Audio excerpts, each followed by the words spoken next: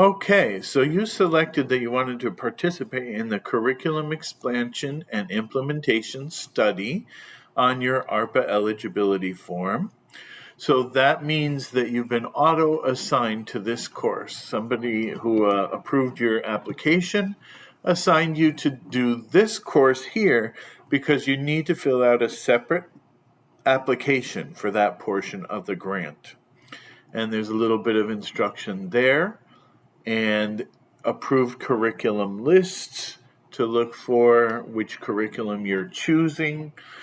And then you submit your application here, any proof documentation, and then certificates of completed trainings from your employees.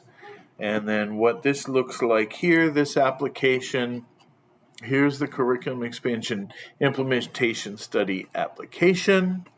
So you click there, and then you just fill out the same. This is you, right?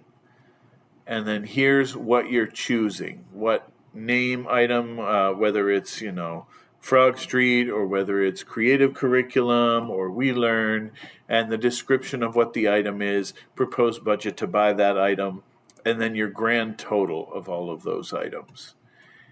And then here you're at a station and you submit.